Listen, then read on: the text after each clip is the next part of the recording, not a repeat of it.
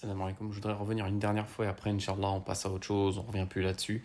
Mais sur cette histoire de shahada, braquage. Euh, Moi, voilà, je vais vous dire la vérité, ça fait très longtemps, alhamdoulilah, je suis dans la religion. Ceux qui me connaissent, ils savent, et vous le voyez de toute façon, j'ai consacré ma vie à la religion, à l'apprentissage et à la transmission, etc. Et malgré tout, au risque de passer pour une grosse baltringue, eh ben, sachez que j'ai pas envie de mourir maintenant et que j'ai peur de la mort. Vous savez pourquoi j'ai peur de la mort? Parce que tout ce que j'ai fait, le peu que j'ai fait pour la religion, je suis même pas sûr que ce soit accepté. Et même si c'était accepté, je suis même pas sûr que ça me suffirait pour rentrer au paradis. Donc j'ai peur de mourir. Et si j'avais le choix, j'aimerais pas mourir maintenant. Vous voyez ce que je veux dire ou pas? Mais quand vous avez des rappeurs qui, devant un gun, en admettant que ce soit vrai, puisqu'apparemment c'est vrai, une histoire vraie, euh, qui font les bonhommes, comme ça, ah, moi j'ai pas peur de la mort. Mais en fait, ça veut dire quoi? C'est-à-dire que tu es tellement pieux que t'as pas peur de la mort. Mais moi, je suis terrorisé par la mort. Parce que j'ai peur d'aller en enfer.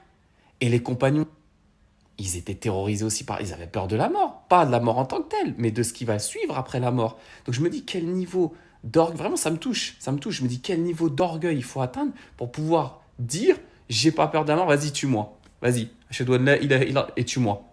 Allahu Akbar, mais subhanallah, mais moi j'aurais peur. J'aurais peur. Et tu devrais avoir peur.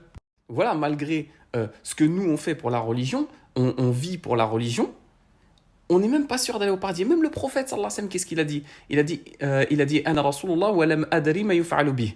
Il a dit, je suis le message d'Allah et je ne sais même pas ce qu'on fera de moi, dans le sens, je ne sais pas ce qu'Allah fera de moi après ma mort. C'est-à-dire que le prophète, sallallahu alayhi wa sallam, lui-même, il te dit ça, bon, il faut interpréter le hadith, etc., mais pour vous montrer la modestie, et toi, tu viens nous dire que tu n'as pas peur de la mort.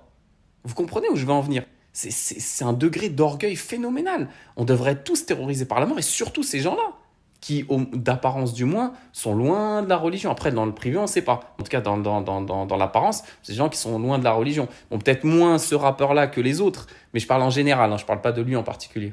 Et je me dis, nous qui agissons toute la journée pour la religion, on est terrorisés par la mort parce qu'on se dit que, voilà, moi je me dis, je suis pas prêt. J'ai pas fait assez de bonnes actions pour entrer au paradis. Si je meurs, qu'Allah en préserve, je suis foutu. Parce que j'ai peur d'aller en enfer. Mais t'as ces gens-là, subhanallah, voilà, ça me turlupine, cette histoire de braquage, là, tout ça, parce que c'est ce que ça veut dire derrière. Vous vous rendez compte? Zarma, j'ai pas peur de la mort, vas-y, Shahad, vas-y, tue-moi dans un règlement de compte, tue-moi et j'ai pas peur. Mais qu'est-ce que c'est que ça, subhanallah? Mais vous devriez être terrorisé de la mort. Vous croyez que le paradis c'est un jeu? Vous croyez que ça se gagne comme ça? Avec une shahada avant de mourir, exécuté par... Mais, subhanallah, les jeunes, écoutez-moi les jeunes, croyez pas que mourir comme ça c'est mourir shahid. Ne croyez pas que vous allez mourir martyr comme ça. Et croyez pas que vous allez aller au paradis si vous mourrez en faisant shahada comme ça avant la mort. C'est pas aussi simple que ça. Après, on sait pas. Alors allez, mais ne pensez pas ça dans vos têtes. Omar ibn al-Khattab, radiallahu anhu, il allait souvent voir Hudhayfa ibn al-Yaman. Pourquoi Hudhayfa? Parce que Hudhayfa, c'est le compagnon qui avait la liste des hypocrites. Le prophète sallallahu alayhi wa sallam lui avait enseigné la liste des hypocrites. Et Omar ibn al-Khattab, qu'est-ce qu'il faisait? Il allait voir Hudhayfa et lui demandait, est-ce que je suis dans la liste? Pas qu'une seule fois, plusieurs fois. Confirmation. Confirme-moi que je suis pas dans la liste. Parce que Omar ibn al-Khattab, il craignait l'hypocrisie dans son cœur. C'est Omar ibn al-Khattab dont on parle. Le prophète sallallahu alayhi wa sallam a dit, s'il y avait un prophète après moi, ce serait lui. Mais nous, on a des rappeurs, nous, on craint l'hypocrisie. Moi, le premier. Moi, le premier, je la crains. Je la crains tous les jours, à mon petit niveau. Mais imaginez ces gens qui sont dans le haram, nuit et jour, ils sont dans le haram. Eux, ils craignent pas l'hypocrisie. C'est pour ça que les salafis disaient, ne craint l'hypocrisie qu'un croyant et ne se sent à l'abri de l'hypocrisie qu'un hypocrite. Ah, ils dorment bien, les hypocrites. Ils se posent pas la question, est-ce que je suis hypocrite ou pas? Ben non. Donc les jeunes ne croyaient pas qu'être un bonhomme, c'est ça. C'est pas ça être un bonhomme. Voilà que c'est pas ça être un bonhomme. Et si l'inverse de ça, c'est être une baltringue, eh ben moi, je suis une grosse baltringue. Il n'y a pas de problème. Oui, j'ai peur de la mort. Oui, j'ai peur que tout ce que j'ai fait comme bonnes actions, ou du moins tout, le peu que j'ai fait comme bonnes actions ne soit pas accepté. J'ai peur de ça. Et j'ai peur d'être jeté en enfer. Malgré que je prie depuis très longtemps, malgré que voilà, j'ai fait ça, ça, ça, ça, c'est rien ça. Ça peut être balayé du jour au lendemain. Du jour au lendemain, ça peut être balayé. Vous voyez ce que je veux dire? Mais quel degré diabolique! Je dis diabolique parce que qui est enflé d'orgueil comme ça si ce n'est Iblis? Quel niveau d'orgueil il faut atteindre pour penser que mourir de cette façon-là, c'est aller au paradis? Allahu Akbar, c'est incroyable. Le prophète sallallahu alayhi wa sallam, il a dit l'homme fort, c'est pas celui qui bat les autres au combat. Ah, Zarma, t'as vu ça, MMA, c'est un bonhomme, non, non, non, il met que des canons. Non, non, non, non, non. Le fort, c'est celui qui se maîtrise dans la colère. Le fort, c'est celui qui se lève tous les matins pour sobre, que Sobh il soit à 4h du mat ou à 7h30 du mat. C'est celui qui lève sa couette. C'est celui qui arrive à aller à la mosquée sous la pluie, dans le froid ou je ne sais quoi, sous la neige. Ça, c'est pas moi, hein. Je vous le dis direct, hein. Moi, je suis une grosse baltringue. Mais il y a des gens, j'ai vu de mes yeux, que ni la pluie, ni l'orage, ni rien n'empêche d'aller à la mosquée pour Sobh. Rien du tout. Ça, c'est des bonhommes. Des gens, je vais vous dire des vrais bonhommes, là, ça me vient à l'esprit. Je vais vous dire des vrais bonhommes, c'est qui? Les vrais bonhommes, c'est ceux qui sacrifient une partie de leur sommeil pour aller à la mosquée à Sobh le matin et que je vois arriver à la mosquée avec leur tenue de travail et qui enchaînent la prière de Sobh directement avec le travail. Ah là, ça, c'est un bonhomme, ça. Lui, je le regarde, je me dis, ça, c'est un bonhomme. Vous voyez ce que je veux dire? Quant à ceux qui flambent, vas-y, braque-moi, j'ai pas peur de mourir. Comme l'autre, il avait dit, hein, j'ai pas peur de l'enfer, je sais pas quoi. Ça, c'est pas des bonhommes, ça.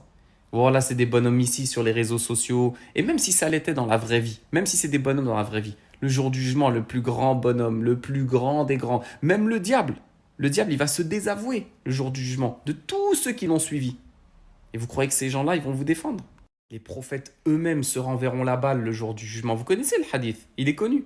Ils se renverront tous la balle jusqu'à ce que ça revienne sur le prophète Mohammed sallallahu alayhi wa sallam qui lui acceptera shafa'a sallallahu alayhi wa sallam. Mais tous, on va chercher de l'aide auprès des prophètes. Jusqu'à aller demander au prophète sallallahu alayhi wa sallam de l'aide, shafa'a, l'intercession. Et vous croyez que ces gens-là vont faire les bonhommes ce jour-là? Le jour du jugement? Vous croyez qu'il y a de qui est un bonhomme ce jour-là? Mais tout le monde sera dans le même temps. Même les prophètes seront en stress de leur propre sort. C'est pas moi qui le dis, c'est des hadiths authentiques. Donc faut arrêter ça. Wallah qu'il faut arrêter. Arrêter d'assimiler ces trucs-là de bonhomme, c'est la street, je sais pas quoi. La street, il n'y a plus de street dans la religion déjà. Il n'y a pas de street dans la religion et il n'y a pas de street le jour du jugement. Donc sortez ça de vos têtes les jeunes. Allah barik fikoum. Ne vous faites pas engrainer dans ces bêtises. Et malheur à celui qui arrive à la quarantaine et qui est encore dans ces délires-là. Malheur à lui. Qu'est-ce que c'est pathétique. Qu'Allah nous en préserve. Qu'Allah nous en préserve d'arriver à 40 piges ou je sais pas combien, 45, et être encore dans des trucs comme ça, à faire le mec de cité ou je sais pas quoi. 40 ans, t'as des enfants, t'as une famille, t'essayes de mettre ta famille à l'abri, t'es plus en train de jouer à celui qui est le plus fort, pour être poli. J'allais dire autre chose. Vous voyez ce que je veux dire?